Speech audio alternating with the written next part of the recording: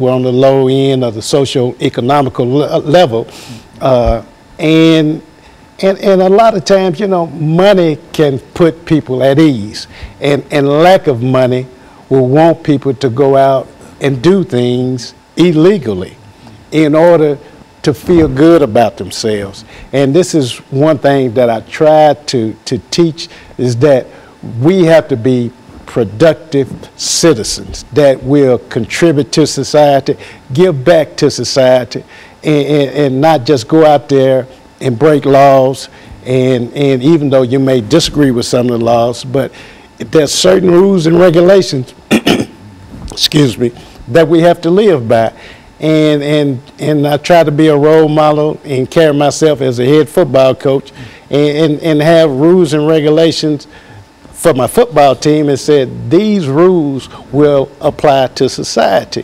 Now, if you can learn to live under these rules, you should be productive as you go out, and when you graduate from high school, start a family, and be a role model of your own. And so they need some kind of guidance, or somebody to lay down some rules and regulations, and you find that you can do that best within the coaching kind of situation. Yeah, definitely need guidance. And I always tell this story.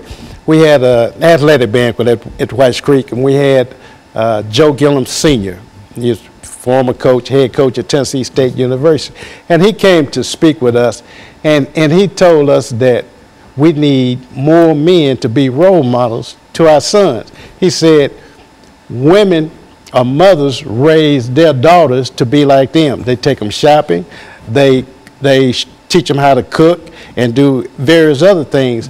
And you don't see our fathers out with the sons in the community, you know, in the mall or going to some type of event, taking part with their sons and showing them how to be responsible, showing them that, you know, it's okay to act this certain way. You don't have to act like your friends down the street. And so we need more men to be the role models for our youth today.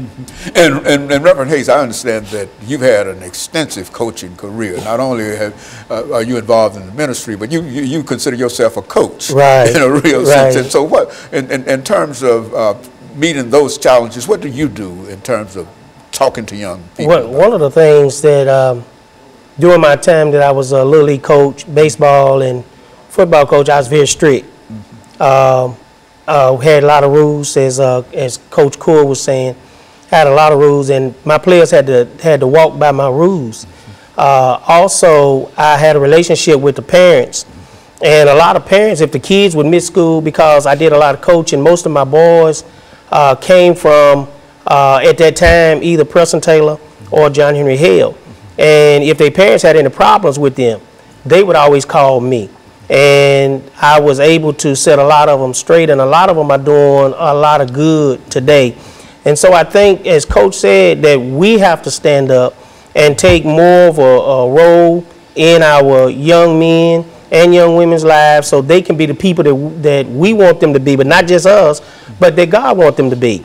And so that means we have to be tough sometimes.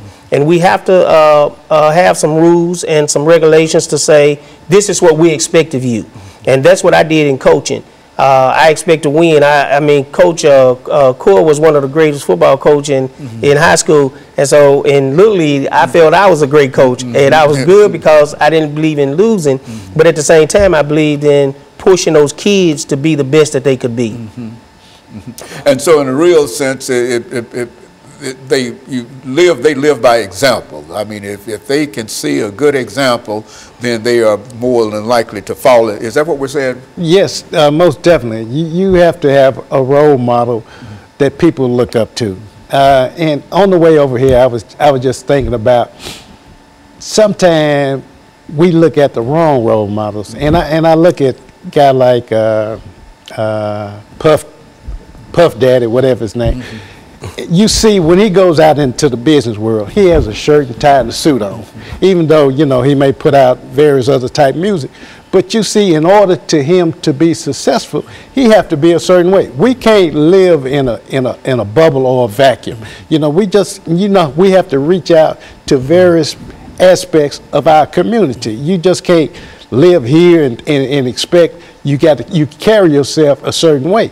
You know, there's sometimes that, you know, you can relax and let your guard down and hang out with your buddies, but when it's time to go out there and in the professional world, you have to be able to communicate and present yourself in a professional manner. The crunch time, is that what we're talking about for the most part? There's certain things that you have to know, and certain activities and certain actions that you have to be able to take. And you have to also be willing to go the extra mile, because kids are looking for someone to lead them. They're looking for someone to show them the right way. Or they need someone. Or they most definitely need someone.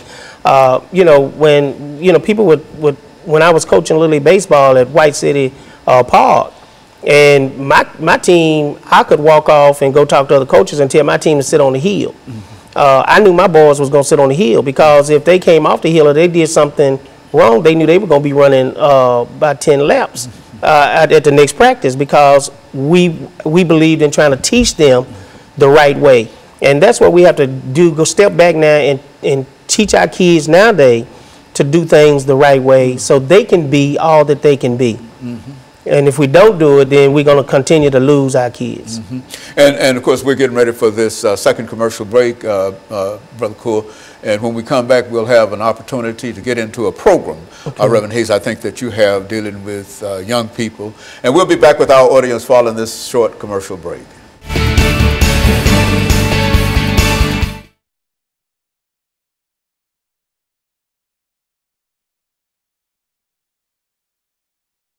What young gentlemen, and this is a 10-minute segment, so you take about 3 or 4 minutes to talk about that program itself, about how, you know, its conception and et cetera. And then you sort of buy into that, because you also operated with this program and et cetera, sort of feed into what he has to say. And we'll sort of do that for the next 10 minutes. But this is your show, dealing with your particular program and how you want people to respond to that. If you want somebody, you know, people in the congregations or the greater community, et cetera, to become involved in it, you know, lay out some information as to how they might be, you know, get in touch with you and that kind of thing.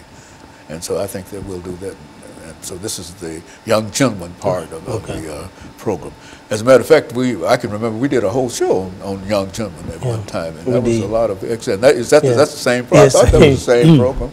Yeah, just revitalized and certainly it's the same program, because it's the same problem. Right. Yes, the same problem. You know. Yeah. So this is a young gentleman. Yeah, you can just, you know, how you started the program, and, you know, give us a full story in reference to it, and you help him along with it, and then so we've got 10 minutes here, back and forth here. But I think this is basically what we wanted to try to achieve with this. 30 seconds out.